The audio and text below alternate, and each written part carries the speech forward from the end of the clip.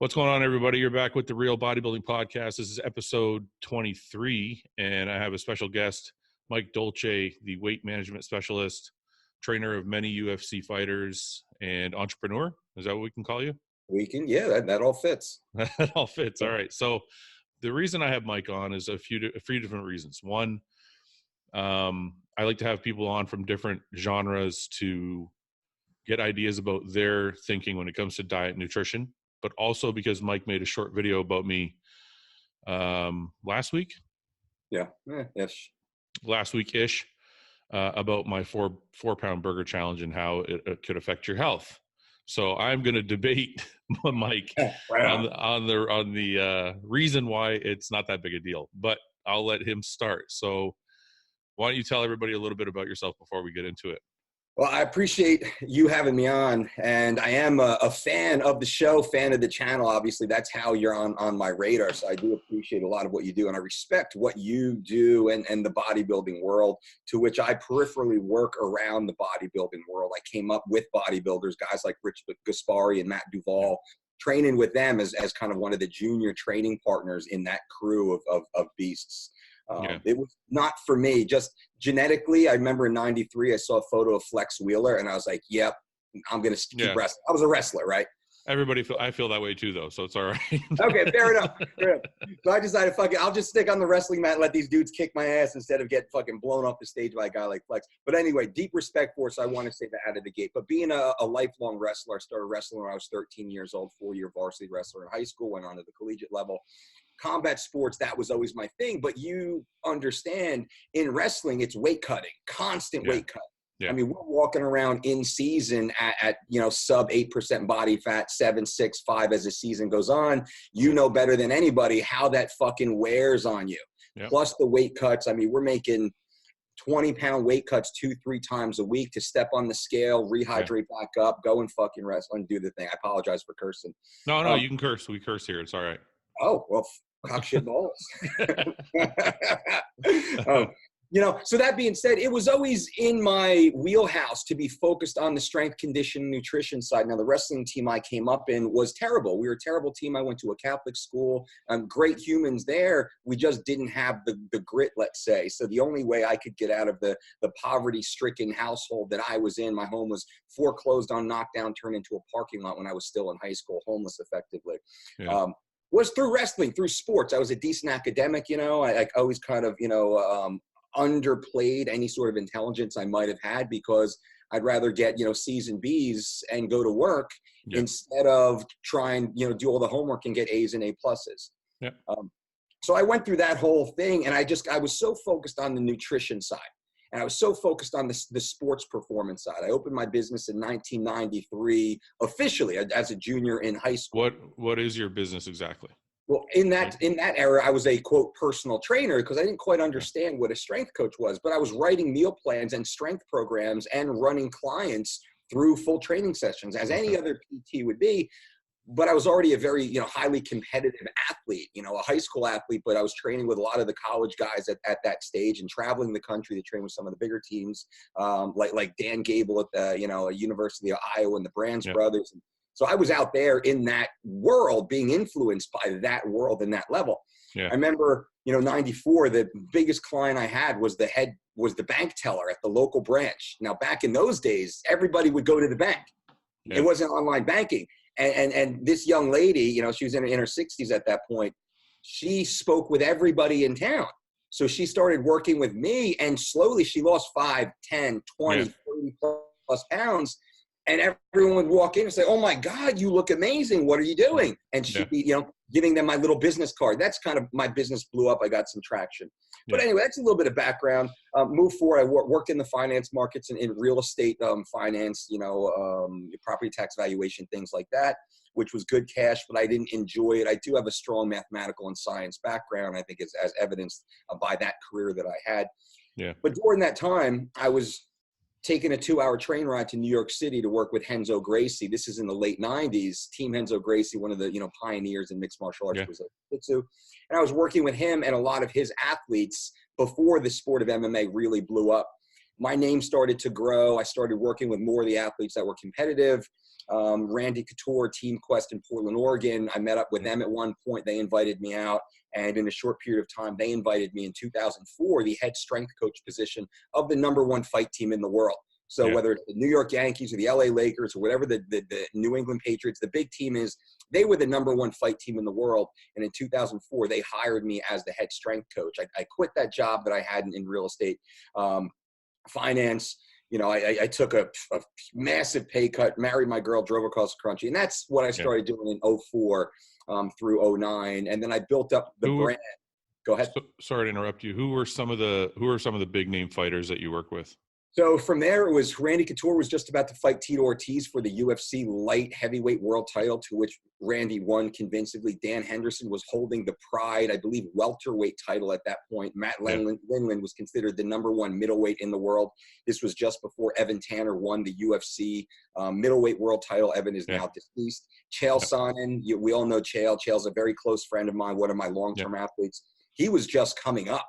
He was a very new pro, just coming up, making his bones in the sport. Ed Herman went on to, compete in the finals of Ultimate Fighter 3. Whatever happened to Ed Herman? I didn't see him fight too much. He got a few injuries. Okay. Few injuries, but he's coming back. He just signed a new 4-fight deal with the UFC, so he's coming back at a bigger contract, and he's got. He's coming off a big win. Also, he had a little bit of a rough slide trading wins and losses. But he's coming back, a little older, a little more mature, and us kind of, slightly older guys, we understand perspective. So I think Eddie's going to make another little run, hopefully put a few big paychecks in his bank account. That's cool. Anybody else, any other big names that you work with? That was the Team Quest days. So I've since gone on to work with athletes like Ronda Rousey. Most of the world knows Ronda. I was with Ronda during her entire UFC career. We won many world titles together. Vitor Belfort, the Phenom from Brazil, multiple-time world champion. Quentin Rampage Jackson, multiple-time world champion. I've worked with close to 300 UFC fighters, many of which were world champions. We work with Coleman Scott. Coleman Scott won the bronze medal for the United States in freestyle wrestling in 2012 in England. Galen Rupp won the bronze in the marathon for the United States in 2016. So it's needless to say you've worked with countless professional athletes. Professional athletes in all sports. I work with NFL, NBA, all that stuff too. Are you still working with UFC fighters now? I do, but much less than I did years ago, because as an entrepreneur, there's an ROI to the time. And I created, respectfully and humbly, I created this industry of a weight management coach inside. I think you did too. I appreciate it. No, because I was going to say before, if you looked at MMA 5 years ago, because I follow MMA, I'm not like an expert or anything, but I love watching UFC and MMA and whatever. So if you look at the MMA fighters like 5 or 10 years ago, they had no idea how to cut weight or how to eat properly. Like nobody there wasn't a lot of fighters that had a nutritionist or anything like that come around with. Now, when you see the fighters and you watch these embedded videos, everybody's got a coach, everybody's got somebody cooking their food, everybody's got a nutritionist with them telling them what to eat. Yeah. So you were kind of the pioneer of that, I guess. I was the first one to do it at that high level, to do it consistently and bring in protocols to the sport. So it wasn't just going down to the hotel, restaurant, the Olive Garden in the hotel lobby and getting grilled chicken breast. Yeah. Science to it. I'm shocked though that I've talked to like Brian Ortega, for example. Sure. I don't want to single him out. That's the only UFC fighter I've talked to recently, or at all really. But he didn't seem to know a ton about supplementation or diet or anything. It's kind of like these guys are just naturals at what they do. Yeah. And it's shocking to me that people that compete at such a high level and they have to cut weight and they have to make weight classes and things like that don't understand nutrition a little bit more so. So I agree. And that's a detriment to the athlete and to the sport, that they don't have that greater understanding. I approach nutrition the same way a mixed martial artist approaches the arts. Yeah. It should be very much the same way. It's an evolution, as you know. What worked a year or 3 years ago might not work today, but the principle still does. The principles are sound. So it's the individual application. It's you see great boxers who they learn their jab day one. They're in the gym today, 20, 30 years later, still working on that same jab. Nutrition's the same thing. There's a refinement to it. Guys like Ortega, who's, I think is at the top of the game athletically, and not to single Brian out because he's one of hundreds of athletes in the UFC. They don't understand it. They don't get it. And they very much, they lean on the bros. And the bros in weight cutting are dangerous because they dehydrate the athletes, they malnourish the athletes, and then they make them suffer inside saunas or scalding hot bathtubs. So you don't like, those aren't your systems. Like you don't weight cut that way. No, absolutely not. That comes from my years. I remember as a high school wrestler, our coach would put us in plastics, full sweats, hoodies, hats on, gloves, or our socks up over our sweatpants, put us all in the sauna. And we were so tight, Fouad, we were so tight in this sauna that dudes would they would pass out, and we were packed in so tight you wouldn't fall to the floor. You'd pass out standing up, and then you'd snap back too, and everybody would be laughing at you maybe or pretty nervous. And the coaches would kind of, either lock us in or they'd be leaning on it. They'd have their chair on the door. That's the way you cut weight. I mean, this is 13, 14, 15 years old. I'm traumatized. That sounds medieval, right? It's like somebody could have died doing that shit. And, dudes have died through the years with those type of practices. And what I did when I got to the top level, I was shocked at what Team Quest was doing. It was very archaic, though they were the number one team. I really helped revolutionize their system. Then my reputation grew, and I became very in demand as a on-site consultant for a lot of athletes. And I changed everything. So never have I had an athlete in the sauna. We cut weight through a healthy method. So why is your system better? What is your system for, if I want to drop 10 pounds by tomorrow, what do I do? I just have you increase your water intake. You take a nice warm bath tonight, cold shower. You'll probably wake up on, maybe throw in some dandelion root, vitamin C, flush the gut. You should be good to go. I mean, you right now, we could get you to lose 10 pounds in about an hour and a half, 2 hours if you had to. That'd be easy. We should do that. We should do that experiment and videotape it. I bet you people, I don't know how I could lose 10 pounds in an hour. That sounds like without doing the sauna or any of that. I'll give you something we call the Dolce step method. And what this is, because remember, it's not just, I say it's, the chicken and the broccoli, that's the least of it. You have to manage the psychology and the emotional standpoint of the individual, of the athlete. So now the body's working with you. And I say, when I work with an athlete, I build this bubble of positivity around the athlete to the best of my ability. We push away all external stresses, with the media, the communication, the PR agents. They call me typically during fight week. They don't call the manager, the agents, to the best of my ability to control that, because I act as a funnel. Everything with the athlete, it's good. You don't even worry about it. What do you want to watch? What do you want to do? Where do you want to go? What do you want? I'll get that. I'll do that. Don't worry. Lay down. Relax. You just focus on performing. But I don't want you to think about the fight, because the fight's going to happen anyway. We're well trained. Let's go see a movie. That's the mentality. But we have what we call the Dolce step method. We get into a hot tub, and this works best. You, your buddies, whoever you really enjoy and you're going to laugh with. Yeah. I'll get you into the tub, and what we'll do is you'll go down up to your neck or so, 5 minutes. First 5 minutes up to your neck, next 5 minutes up to your chest, next 5 minutes to the belly button, next 5 minutes hamstring, next 5 minutes, I'm going to throw you into a cold plunge. Okay. Totally freeze you back down. Yeah. What do you want to do now? You want to get back into that tub. A guy your size, you're probably going to lose maybe, 2 to 4 pounds in that first 20-minute rotation.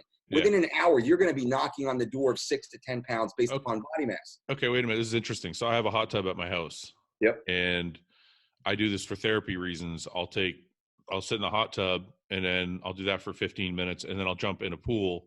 Yep. The pool is usually cold. Or I'll jump in a cold shower. Yep.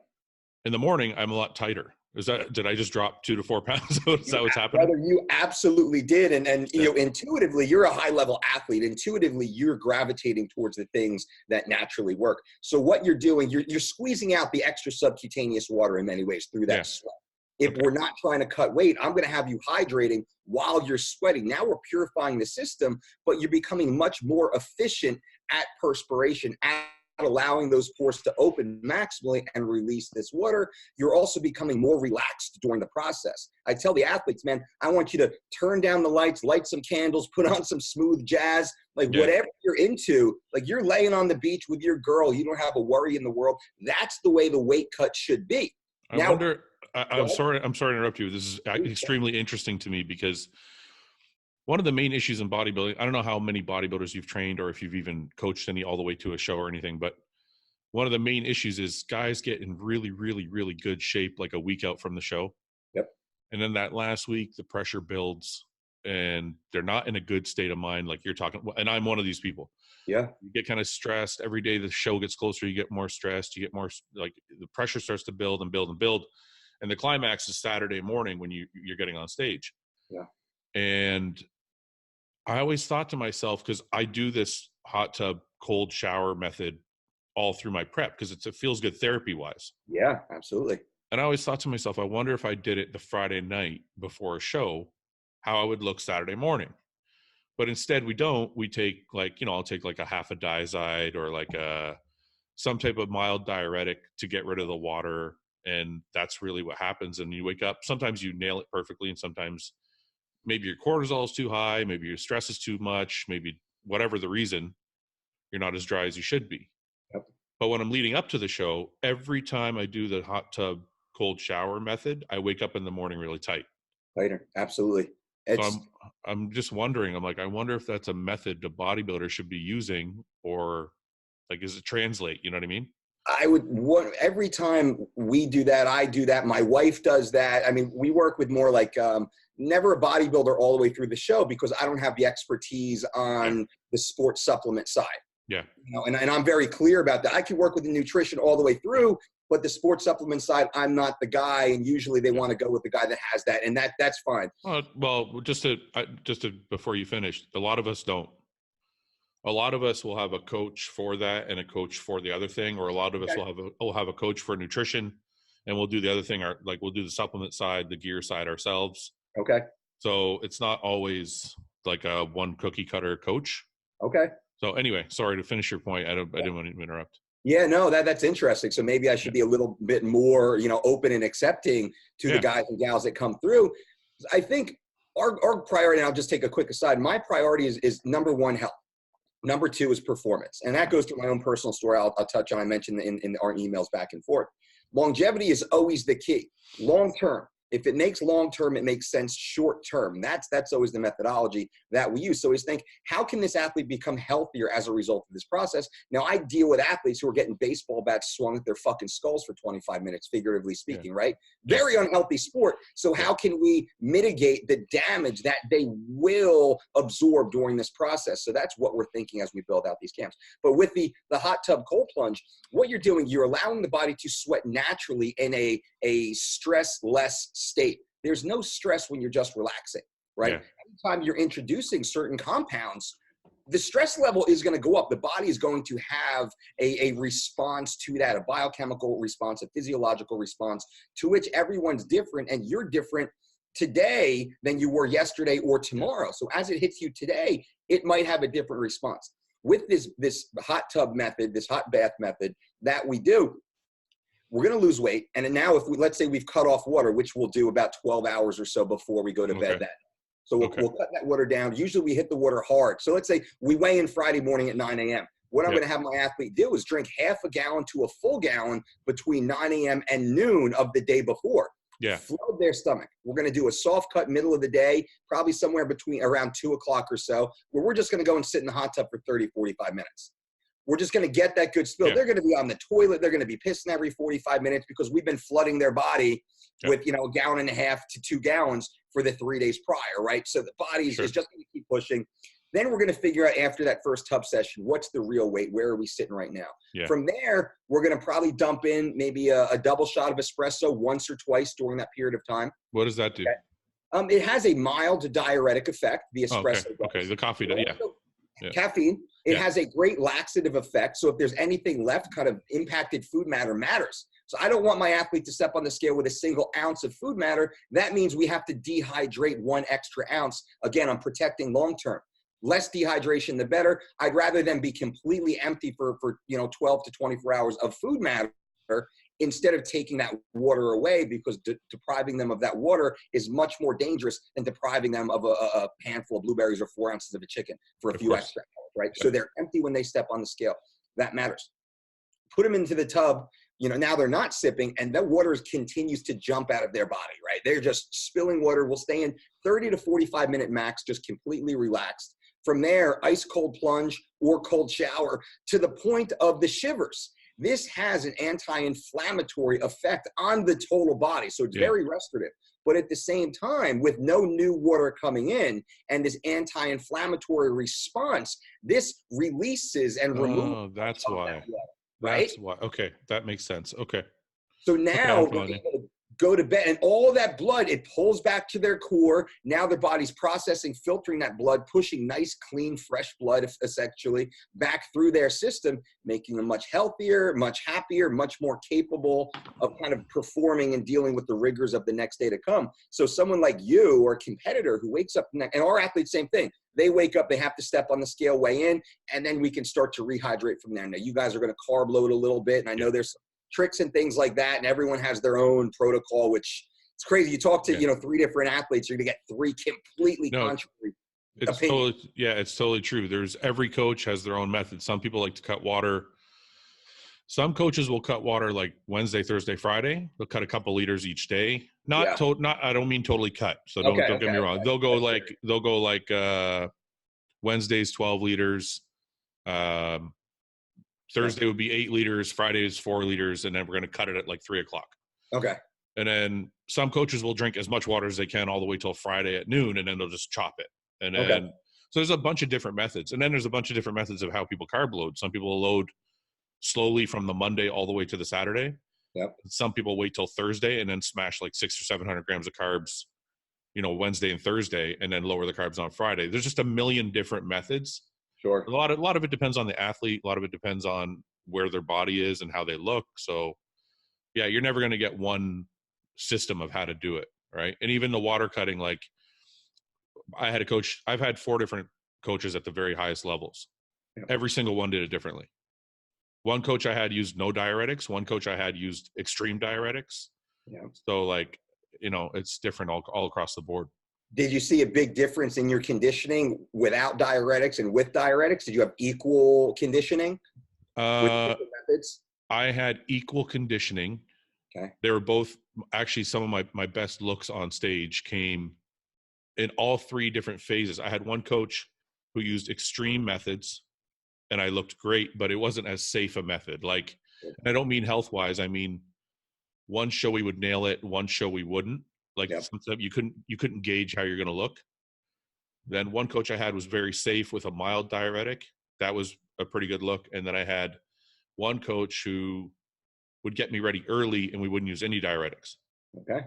All 3 looks were some of my favorite looks, but the one where we used no diuretics and we were ready early, I probably felt the best. Okay. I felt like I just felt good the day of the show. I felt like lots of energy, not like dead. I could still like lift weights I was doing 2-a-days. Wow. Yeah. Like I was training twice a day, all the way up to the show. So, different methods work in the way you feel, but you can always nail the look, using so many different methods also. It just depends who you're working with. Gotcha. And it's kind of like that always reverts to, rule number 1, do no harm. So the least dangerous method is likely the best method because we're thinking long term, right? Because I would say with Rhonda, whoever my athlete is, I want them to be around at 120 years old. Yeah. This is where I get a little, and it sounds like, you're nodding your head, so you're on it. Medical science is at the point now where humans being born today should be able to live to 120 or further simply because medical science had advanced to such a level. The problem is we fuck it up. Yeah. We typically fuck it up between our 20s and our 40s, somewhere in that zone, our 30s and our 50s. We fuck it up, and then we bring about the onset of some sort of genetic deficiency, some sort of hereditary issue kind of comes in. We flip those switches up because of our poor lifestyle habits or what have you, environmental toxins and stressors and things like that. And we cultivate this unhealthy environment just through self-abuse. Yeah. And that's kind of, go ahead. Sorry. I want to transition because I agree with what you're saying, but we're talking about bodybuilding and we'll talk about fighting as well, because those are kind of the 2 areas we're discussing.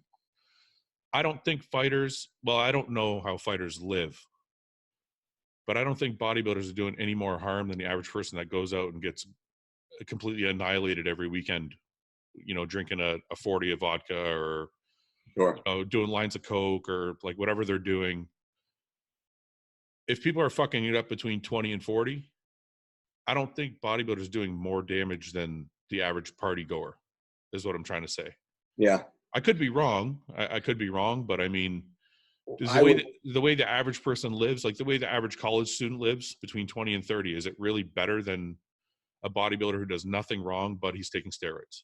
And I would ask, how many bodybuilders are not also engaging in the recreational party drugs and the party lifestyle on top of the sports supplement and the excesses that are necessary to compete at that level? So that would kind of be my only thing. And Lord knows I've worked with some athletes and I've turned down work with athletes because they live that lifestyle and we're just not aligned. Yeah.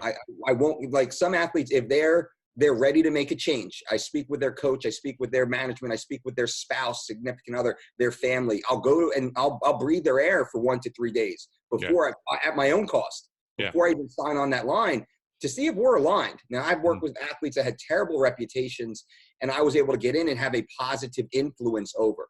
Yeah. And their careers have been, amazing as a result. Certain athletes have thrown a shit ton of money at me to jump in and just to try and keep this fucking thing on the road. Yeah. And it's nothing that I will do. So to kind of answer your question, I don't disagree that there's accountants right now that are running around blowing lines of coke and snorting Ritalin and, self-abuse through alcohol and sexual issues, all this other stuff, right? Just living that fucking stressful lifestyle. Mm-hmm. Well, those motherfuckers need to listen up too. Yeah.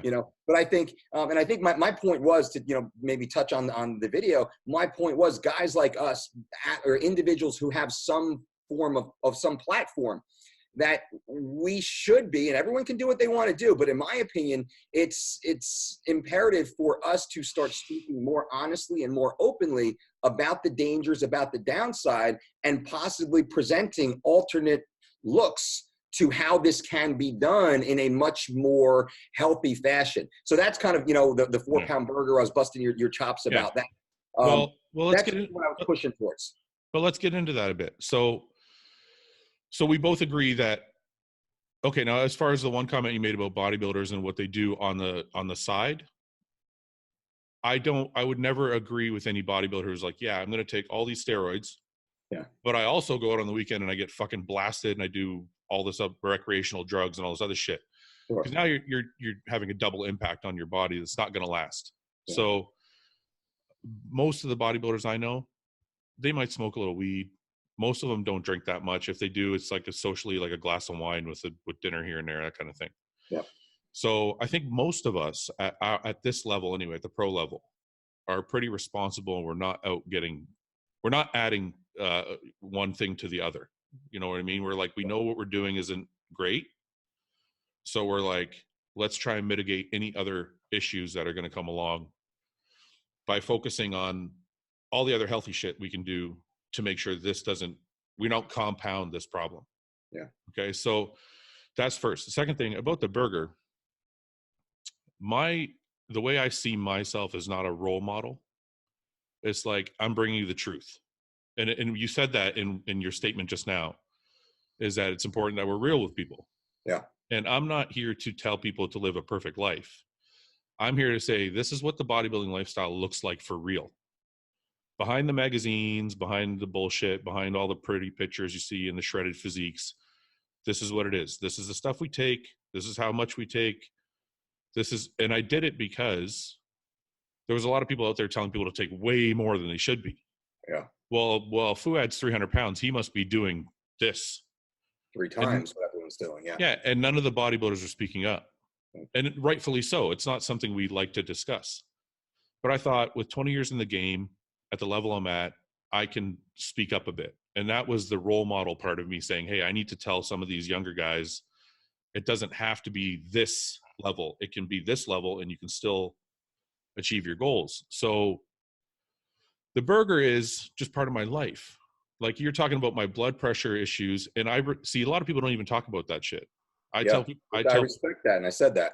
Yeah, and I tell people, go get your blood work done 3 or 4 times a year. And then I released the blood pressure thing, and I was happy I did, because I got tons of DMs after that from guys saying, holy shit, I didn't know I had to check this. Mine's this high and that high and whatever. And a whole bunch of people obviously just learned a fact that they didn't know, that their blood pressure is a main contributor to dying. Yeah. Now, the one thing you said in your video was, he's got high blood pressure and he's eating a 4-pound burger. What you don't know is the blood pressure video and the burger, even though they came out within a week of each other, I had shot the burger video way further past when my blood pressure first came out. Gotcha. So like I had already been on an 8-week protocol of reducing my drugs and increasing supplements that will lower my blood pressure, and then actually even got on blood pressure medication about 3 weeks before that. So my blood pressure's been like 110/60 for the last 4 or 5 weeks. Okay. So when I did the burger thing, it wasn't like, oh, my blood pressure is 180, I'm gonna go fucking eat a 4-pound burger. I'm not that dumb. You know what I mean? So, and just a question: when you had already previously been aware of the blood pressure, you got it under control, and then you shot the burger video, or you did the burger video before you were even aware of the blood pressure? No, after I got the blood pressure under control. The blood pressure had been under control for 2 or 3 weeks, and I said, you know what? And the person that's helping me is very knowledgeable. His name's Dante Trudell. He's very knowledgeable in the industry. He knows a lot about. He's helped a lot of guys like recover their blood work and things like that. And he said, look, you can eat. And I'm sure he didn't mean eat a 4-pound burger, but he goes, you can still have a couple cheat meals a week. That's not what we're worried about. He's like, your overall weight has to come down. Yeah. He's like, you can't walk around at 290 pounds and get this under control. You got to lower your weight, get it under control, and then we can worry about blowing back up later. Yeah. So I already dropped I'm down to 270. So I've dropped about 20 pounds. Blood pressure's all good and everything. I'm like, okay, I think I can do this now. So I did. And somebody mentioned, well, you did a 20,000 calorie challenge not long before that. That was shot 7 months before the burger thing. So I'm not trying to give people the misconception that, look, I shoot other food videos on my channel where I just make random bodybuilding food, chicken and rice, whatever, just show people how to prepare it. I tell people all the time, it's a 90-10 thing. 90% of your food's got to be like pretty good shit, and then 10% of your food is going to be enjoyable. The burger thing is not for clicks. The burger thing is just because I'm a meathead, and well, people throw a challenge at you. You're like, yeah, I could do that, and then we're like, well, why don't we film it? So it's not like we went out specifically, oh, let's get some views, because actually it's not doing as well as my other videos anyway. Okay. But it was more just me and a bunch of guys being idiots, and then we decided to film it. Yeah. So anyway, I just wanted to kind of explain a little before you tell me what the main issue is with it. So, and I get that, and I appreciate that, and I understand from a first-person perspective. This is you living your life, and you're one of the more honest guys out there, which is refreshing, because you and I both know a lot of the people running around there, they're morally corrupt. What they say on channel is not what they're doing behind the scenes. A lot of the stuff they're selling is things that they would never touch or put into their body, and that's just that's the industry. Why I'm as outspoken as I am, really pushing towards the health side, is here in my business and my practice. And I have a team of registered dietitians who also work for me here. And we deal with regular people, and I call regular people as non-professional athletes, right? So non-pros. We deal with them every day, and we see the incidence of health concerns that are rampant amongst the population. So when I see a 4-pound burger challenge being put out there, I'm like, oh, fuck. All these 18 to 34-year-old dudes who want to be fucking Fouad, they want to be 280 pounds and fucking yoked. They're going to be like, oh, fuck. That's what I need to be doing, because there's a disconnect. What you say granularly through your video, they're not hearing the 90-10. They're just like, well, fuck. Fouad eats a 4-pound burger, so I'm going to eat, 4 pounds of meat a day, or what that happened. And it creates this culture. And I think my biggest issue was the culture. And I threw Palumbo and Mark Bell, into the conversation also. Yep. And I think I would kind of shame on them a little bit more than even you for that video. So go ahead. I'm sorry. No, I was just going to say, I do show them the 90 though. That's what I'm trying to say. Yeah. If somebody is a fan of mine, they do see the other videos. Like for example, I went to the grocery store. I did a grocery shopping video. And I picked up those little bottles, those little bottles of Mio or like sugar-free Kool-Aid that you sweeten your water with. Yeah. I grabbed like 60 of them because I drink them like nonstop. And I was like, when I grabbed them, I said, these probably aren't good for you, but it's my vice. Yeah. So I'm not bullshitting anybody. I'm like, look, I'm not fucking perfect. I know guys in this industry who are like the health guys, but they drink a ton of fucking alcohol. They might have perfect diets, but then they'll go on the weekend and they'll get smashed. And I'm like, look, if I'm going to have drinks, I'm going to tell you how to drinks. If I'm going to eat a 4-pound burger, I'm going to tell you how to 4-pound burger. But I also show the 90% where I'm like, look, this is my tuna. I have a meal that's tuna and potatoes. Yeah. You know, like, so I'm not just showing the sensational stuff. I'm showing everything. And if there happens to be, it's not the healthiest. And I think anybody in their right, anybody who has any sense knows that a 4-pound burger is not healthy. But I'm not eating a 4-pound burger every day.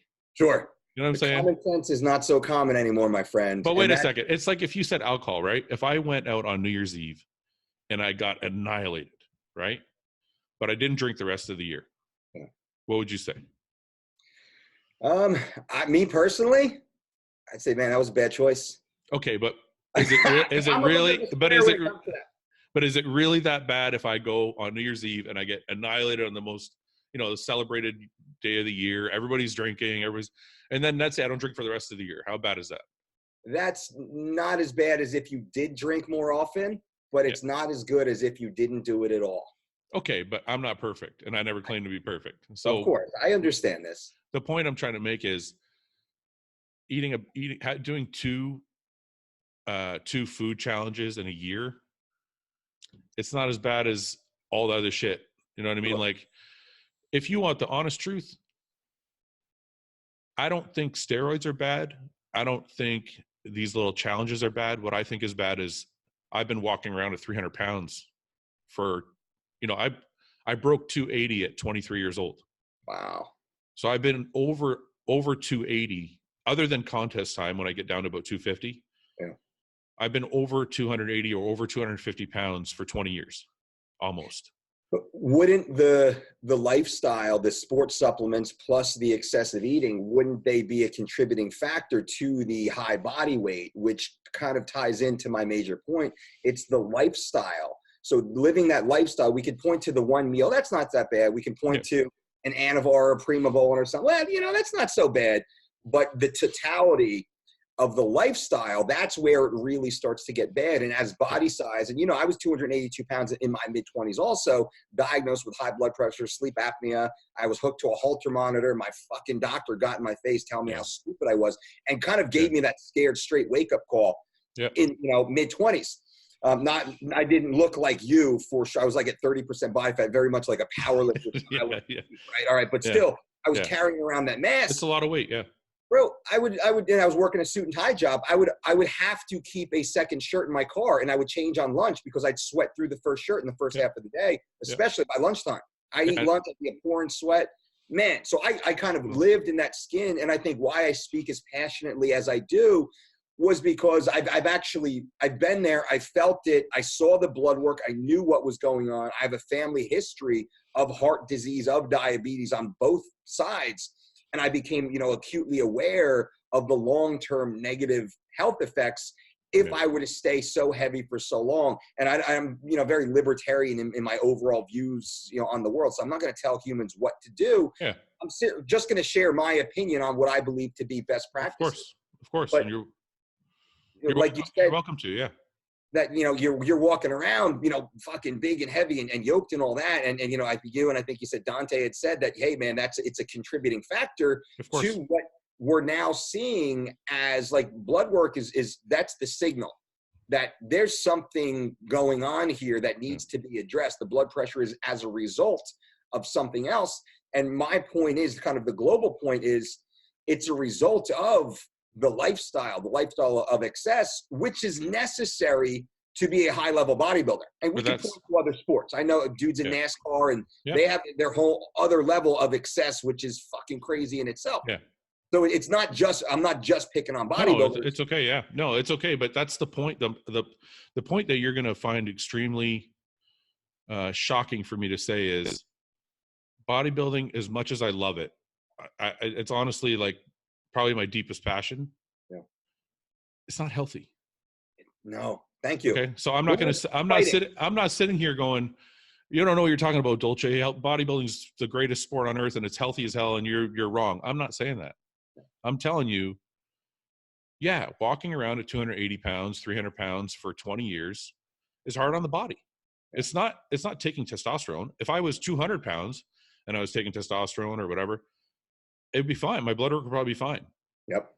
But it's taking all the compounds together for long periods of time with no off period, no rest period, no break. You know, some guys don't cycle, they just stay on forever. Yeah. That's one thing. The other thing is eating the amounts of food we have to eat.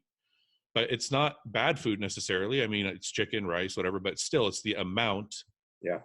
And then weighing this much. Now, when you can combine all three of those things, now you have a heart attack.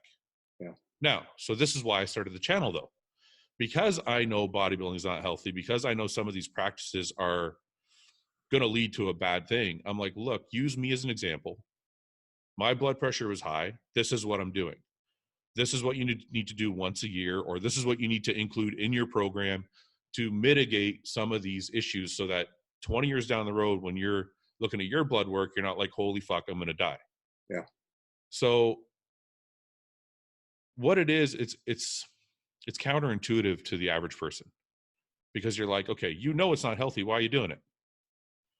It's because I think I love what I do. And I think if I tweak things enough, I can get through it and still be healthy by the end. But it's the same thing in any other sport. I could look at Michael Bisping and go, you're going to get your head knocked off. What are you fucking doing? Yeah. It's like that in anything, and even a football player. Look, half the guys are walking away with CTE. Like, I could live a sterile life and just be like, okay, I'm going to go be perfect, and I'm not going to eat anything wrong, and I'm not going to drink, and I'm not going to have fun, but it wouldn't be real. Yeah. You know what I'm saying? Like, and everybody has a vice. Everybody has a thing they gravitate towards that might not be the greatest for them. And in some of the sports, and I don't necessarily agree with this because I've been, extremely poor, and a guy like Bisping is a multimillionaire as a result of his career. He'll never have to work again, nor will his kids if they handle their money correctly. NFL, same thing for the majority of the athletes who are mildly intelligent with what they do. Now, you are probably in my opinion, one of the more successful bodybuilders in the lifestyle that you live, while not have been, cashing maybe Phil Heath checks. Yeah. Right now, right? Phil Heath, the number one guy with the 400K checks for years. Yeah. But the vast majority of those in the sport, they'll probably never sniff $10,000 paydays multiple times per year, and they're going to have to work the full-time job or, hustle. Yeah. Okay, but wait a minute. That point goes the same way with fighting. Like, you're right. You're right. The top 10 or 15 in fighting are going to make enough to never have to work again. Yeah. But every other guy after that is still working a full-time job. And how many? There's 500 fighters on the UFC roster. Yeah, and the majority will make. So right now, the entry level is 10 and 10. They're guaranteed 3 fights a year, so they're guaranteed $30K. And that's, you throw in some sponsorship money. If they lose all 3 fights, they're going to probably come net, top end 40 to 50K. If they win 1 or 2 of those fights, now they're knocking on like a $60,000 to $80,000 a year. Okay. But they're not going to be in the league very long. But most of them are going to get washed out pretty quick. Yeah, but they're risking brain damage for $50,000 a year. You Absolutely. know what I'm saying? And what I said, I did preface in the beginning. I said, to me, it's not worth the rub. Yeah. But when you have like a guy like Bisping who's running around, he's probably worth, in excess of 8 figures at this stage in his career. Yeah. Popping out his eye, is that worth losing your fucking eyeball? To me, no. I'd rather be swinging the hammer like I did 2 decades ago. I would trade places with Bisping. I'll take it. You can have one of my eyes if you give me like $40 million. $40 million. Whole nother picture. Okay. Well, what is he worth? What is he worth? 10 million? I'd still take that trade, I think. Okay. 10 million, but he lives in California, so it's not going that far. I would move somewhere. I would move somewhere cheaper. Take the 10 million. No, but the point is, even outside the UFC roster, you have thousands of people that want to be fighters that are never going to make it. Absolutely. So my only point is not to shit on fighters. I love watching fighting. I love the fact that they do it. What I'm trying to say is, almost every passionate sport has a negative side to it that people aren't looking at. And you're right, bodybuilders probably do make the least amount of money of all the professional sports, while being sacrificing the most, in my opinion. But what am I going to do? I can't fight, and I can't play. I'm too short for football, so fucking this is all that's left. No, it's you know what? It's not.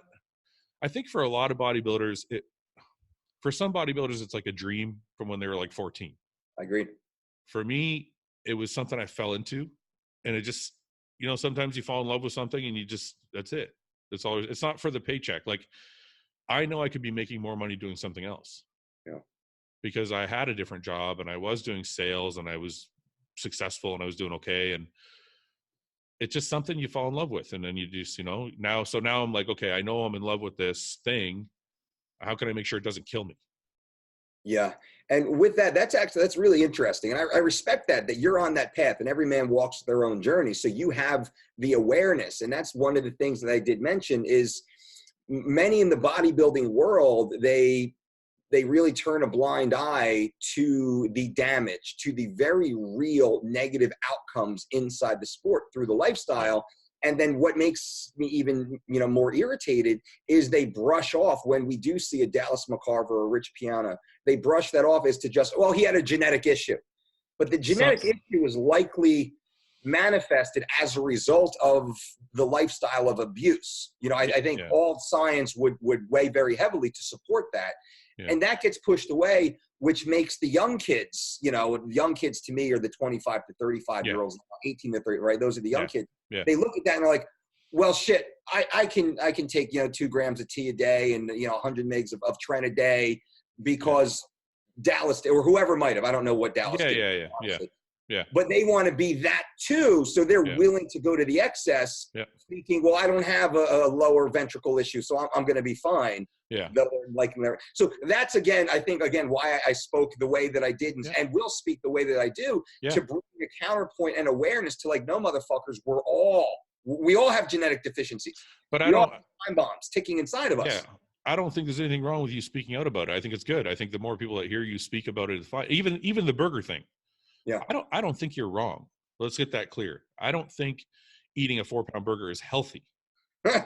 Okay. I just don't think if I looked at shocked that you finished it. But anyway. I just don't think if you look at my blood work after 20 years, you're like, well, he had a 4-pound burger. Like, no, there's like a million other things contributing to this thing. Of course. And the burger is probably the least of my worries. And I think that's all I'm saying. But I think it's good to tell people that. And I think as far as the Dallas thing goes, I think some people like to put their head in the sand, and they just want to look. I can say people think these two things are mutually exclusive. Like, well, if you say that it's because of bodybuilding, that means you can't be a bodybuilder. And I'm like, no, I can say that. Yeah, I can say Dallas probably accelerated whatever genetic issue he had because of living. Like, he used to walk around at 330 pounds, and this is a guy that was like 8% body fat. Fuck, man. And he was a kid still. Yeah, he was still like, I think he was in his late 20s or early 30s. I don't know. But the point is, he's walking around at 330 pounds lean. Yeah. Like, that's not 300 pounds. If you're 300 pounds fat, you'd be better off. Sure. So for me, it's not, the steroids may have been a contributing factor, but to me, when I look at it, I think to myself, he had a genetic issue. The size he was carrying, the muscle his body had to pump blood to, was probably the main factor. And that's all a result of bodybuilding. And I can say that and still say I love bodybuilding. Yeah, of course. Which sounds crazy, but we all love that crazy bitch, don't we?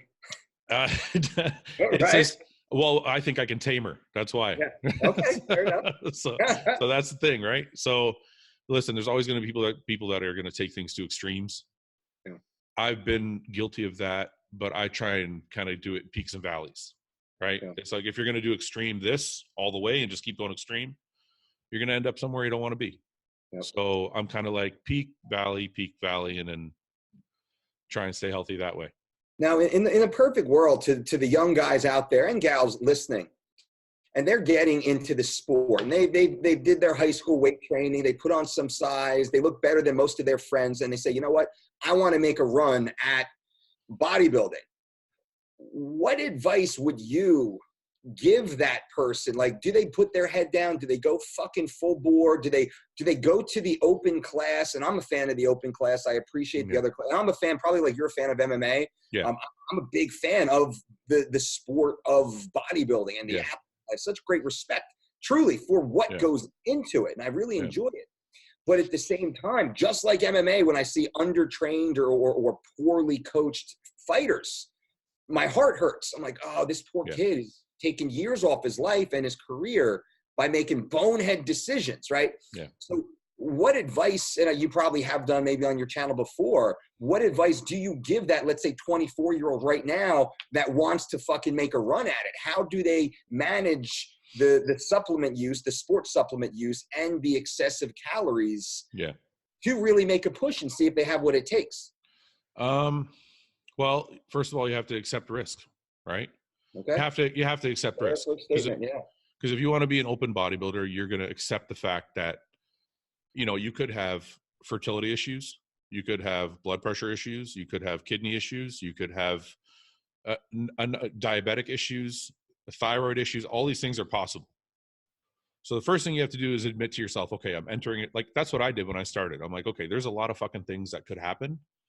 Am I willing to go this way? So you accepted, like, I could end up needing a transplant, you know, knock on wood, of course not. I could end up as a type 1, type 2 diabetic I mean, kind of a fluke, but it could happen. It's a real legitimate possibility. Oh, I did. But the good thing about accepting it or thinking about it from the very beginning is you always stay on top of it. Gotcha. So if you don't look at it that way, then you just fucking ignore things and you keep going and keep going and keep going until one day your doctor's like, your fucking kidneys are failing and now you're on dialysis. Yeah. So I think the only way is, the first thing I would tell somebody is, first of all, accept the risks. Second of all, find a credible coach. For some reason in bodybuilding, more than any other sport, people think, well, having a coach is stupid. Why don't you just do it yourself? I'm like, Tom Brady is the fucking greatest quarterback of all time, and he has a coach. Yeah, he's got 3. You know what I'm saying? Yeah. Not the head coach, not Bill Belichick. He's got a quarterback coach. Yeah. That keeps an eye on him. He probably has a nutritionist. Yep, absolutely. But for some reason, some bodybuilders can be such meatheads that they're like, well, if you have a coach, that means you're stupid, or it means you can't figure it out or whatever. I tell people, why fuck around with trial and error? Yeah. Go get a coach that knows what the fuck he's doing, that has a long list of clients, that isn't just going to load you full of drugs, that cares about you.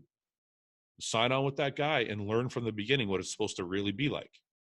And in that, it's, bodybuilding, like MMA, my sport is littered with a bunch of fucking idiots that try and do what my team does, right? And they do it very poorly. Yeah. Bodybuilding the same way. And you said, find a good coach with a great reputation, a long list of clients. The results are easy to find, right? Yep. What would you say is the percentage of quality coaches to the mass of just Insta coaches that are running around? I don't know. It's tough to say. I don't want to say a percentage, because there's a lot of coaches. Like, there's coaches in our sport, you have like tiers, right? Sure. There's like the top 4 or 5 coaches that everybody knows, that are the greatest coaches, that coach all the pros. And then beneath them, there's like this subculture of coaches that are really, really good. Yeah. But they aren't known yet. Okay. And then you have the bottom base of the biggest chunk of people who've won like one show, and they're just regurgitating what their coach told them to do, and they don't really know what's going on. Yep. So when I tell people, I'm like, and the reason those people are successful is because they usually charge the least.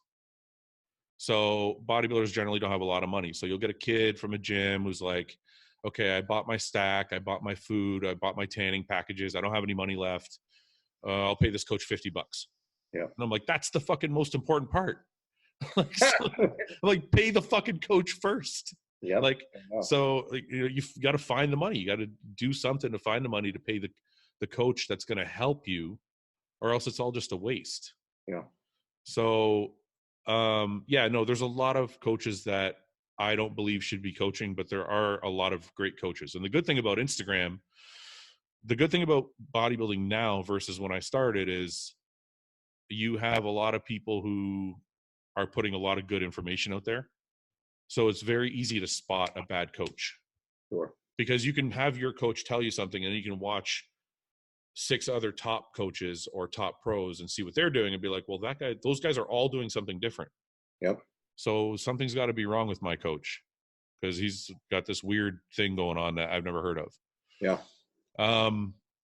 Anyway, so yeah, it's just, I think, acceptance of the sport, finding a coach, and then really knowing if you can commit to it. Because it's like any other sport at a high level. You have to give your whole life to it. Yeah. You know what I mean?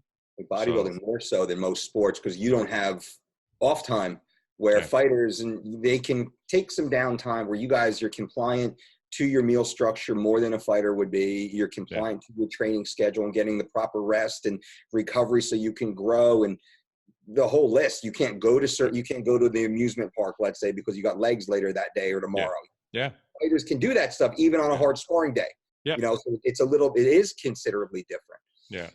Blood work. How often do you suggest that the newbies start building the habit of getting their blood work done, and really what should they be looking for? General, don't be their doctor, but just in general, do you have any suggestions? I always tell people a minimum twice a year. Okay. Right. And some people say, well, should I try it when I'm on or should I try it when I'm off? And I'm like, both. Because I actually was stupid about this myself until Dante made a post about it saying, you know, you guys got to check your blood work when you're on. Gotcha. If you're going to die, you're not going to die when you're off. You're going to die when everything's ramped up to its highest peak. Yeah. So I tell people twice a year, once when you're on, once when you're off. And then now I actually believe more like 3 or 4 times would be ideal.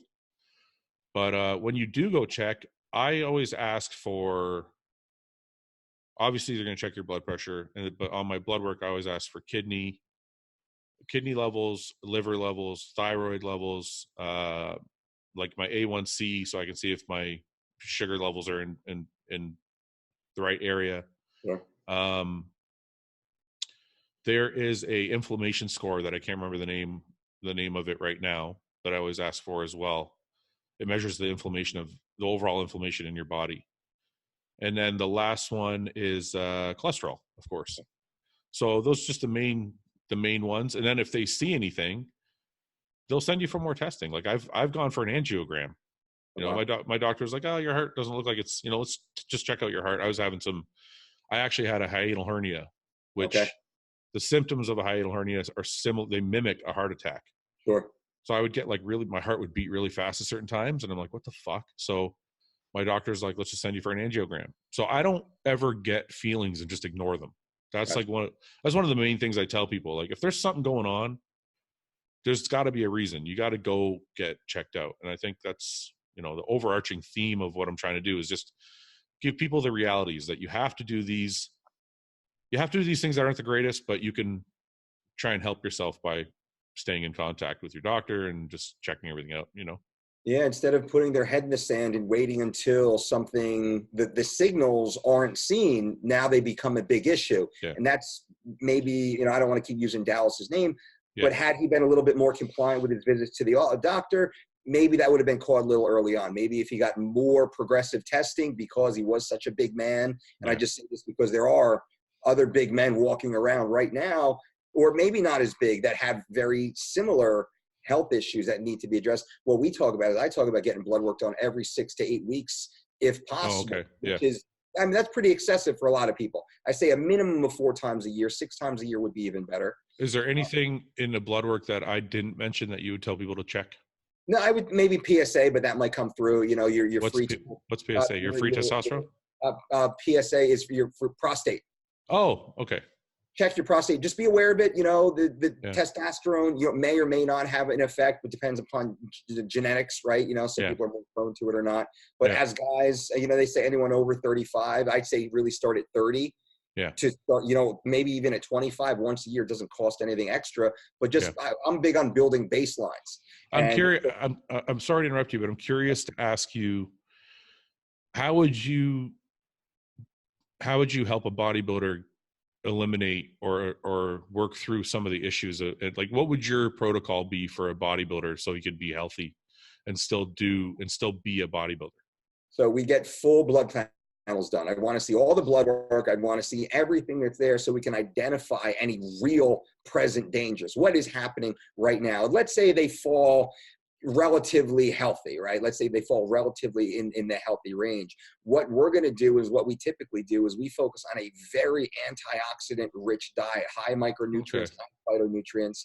And a lot of bodybuilders, they don't like that because it's a lot of food matter that gets pushed through the plant-based side. You know, bodybuilders, they throw some green beans into their chicken and they think that they're eating veggies. That was me for a long time. So you know what I'm saying? That's garbage, man. That's fucking garbage. I started this day. Listen, I don't need this year I started with the micronutrients.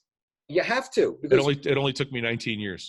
19, but at least you're there, right? Because you're self-aware, you're being progressive.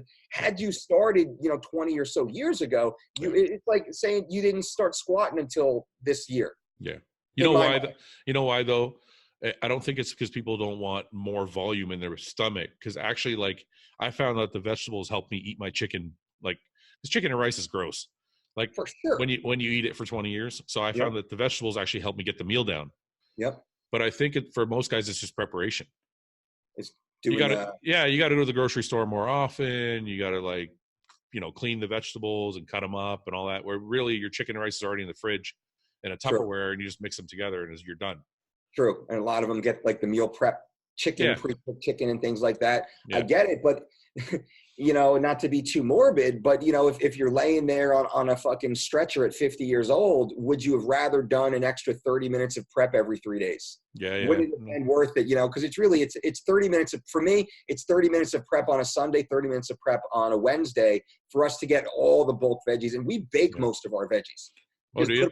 Baking trays, we throw them in the oven while we're cooking, a pot of quinoa, a pot of rice, we'll do a few pounds of like a ground beef, ground turkey, we'll throw some salmon in the oven. Then we have all of our bulk meals, kind of like the bulk raw, not the bulk ingredients already cooked in the fridge. And I'll just scoop whatever I want to make. So I don't have like pre-made meals. I have pre-made bulk ingredients. I can have that variety. I've never baked my vegetables. Does it keep longer that way? I eat them so quick, I don't know. For like 3 days, like usually it's 3 days worth. They're fucking delicious. The other reason why I was going to say, I'm sorry again to interrupt. I keep interrupting you. I apologize, but you keep bringing up different points I keep thinking about. I think a lot, and I keep saying a lot of bodybuilders. I'm saying myself. Okay. Yeah. For me, I'm pretty sure a lot of guys fit into this category too, but a lot of guys don't know what each vegetable is for. You know what I mean? Different vitamins have different vegetables have different vitamin makeup and different antioxidants. And it gets complicated when you're like, oh, I got to eat my carrots because of this. And I got to eat my kale because of this. And I stopped even thinking about it. I was just like, you know what? I'm going to try and have a different vegetable with each meal. And then I'm like, okay, I don't have to fucking worry about what they're doing. I'm just going to get a full variety. You're smack on. What we teach is a wide variety. The bigger the variety, the better, because each ingredient, each vegetable has a certain nutrient profile. That profile is great for that one day, one meal, but it's not great. It's like you eat asparagus. Asparagus is great for you. You eat it every meal, every fucking day. You will start to build deficiencies, right? Yeah. That's what a lot of the bodybuilders do. That's fine. So what we say is every time I go to the grocery store, I try and buy something different. Yeah. I want to get lots of deep dark greens. I want to get lots of reds, lots of yellows, lots of oranges, lots of purples. What's here, maybe what's fresh, what's local, what's in season that is only ready, maybe 3 months out of the year. Well, I'm going to stock up on that motherfucker right now. Maybe it's the zucchini or the squash at this time of year. So when you go to your grocery store, and a little pro tip, when I go to my grocery stores, I try and make friends with the produce manager. Oh, I see. I say, hey, bro, like what's fresh? What just came in? What still has dirt on it? He's like, oh man, you got to come in and you got to take a look at like this, cucumber, like, oh, it's fresh. I said, where's this coming from? Because they know all that. Yeah. So this way, best practices, I get the absolute best. My fishmonger, my butcher, what just got here? What did you have to shoot out back? Yeah. That's what I want, right? So you're not a Costco guy then?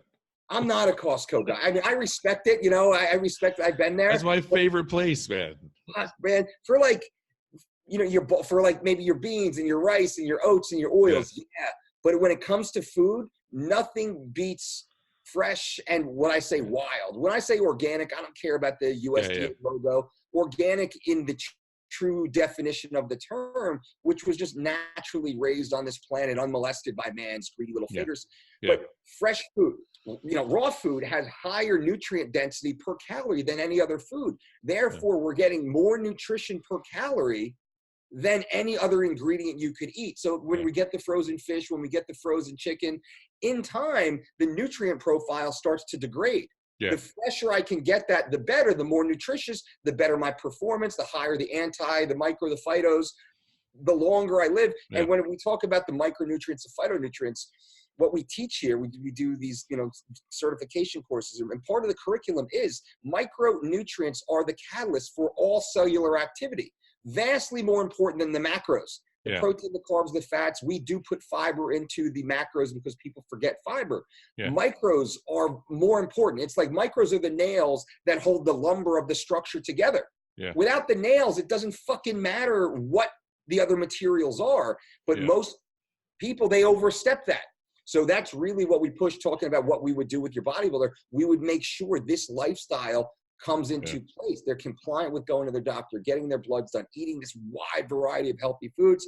And then we can build out the macros, because it's easy to build out a macro profile once the micros are locked in place. They'll feel better. They'll look better. Typically, their skin is thinner. Their, face is brighter, higher collagen production, less, they get sick less often, less, prone to injuries. Like all that shit comes in by being just a little 30 minutes more aware, a little 30 minutes more of work per week really pays dividends. I think the problem is bodybuilding is such a visual sport that the guy that just ate fucking chicken and rice and steak and potatoes got huge.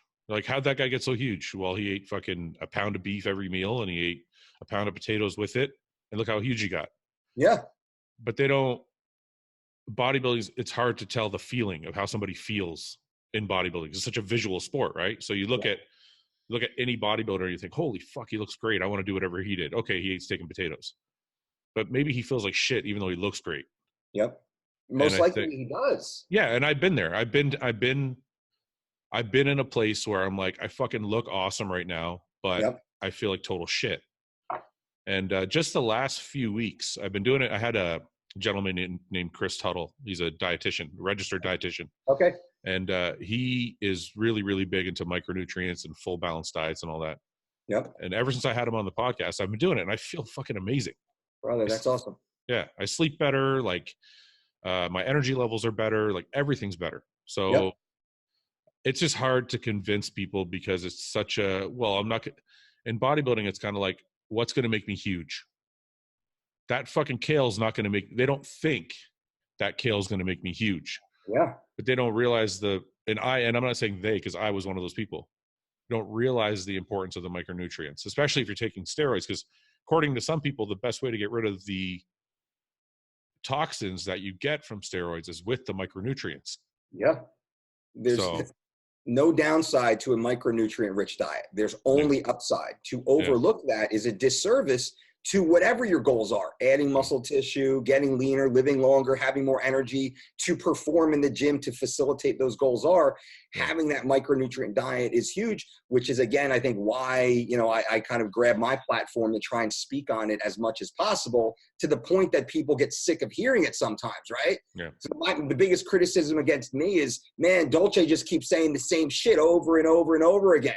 You got to eat a micronutrient dense food. You have to train intelligently, consistently. You have to get 7.5 to 9 hours of sleep. You have to minimize external stress. How many times can I say that same basic shit over and over and over again without getting locked into a keto, funnel, right? Like all these other fuckers out there. They were selling paleo 3 years ago. Now they're selling keto. Then they're going to sell a macro program. Carbs are going to come back in the full swing here within the next 18 to 36 months. All these assholes are going to now be selling some sort of carb spent program. You know what I mean? That's the way the fuckers work. But, what I want to do is just keep beating the drum on what we know to work. What are best practices for the human species while also performing at world-class levels? So we're just treating the human condition here through our philosophy and principles.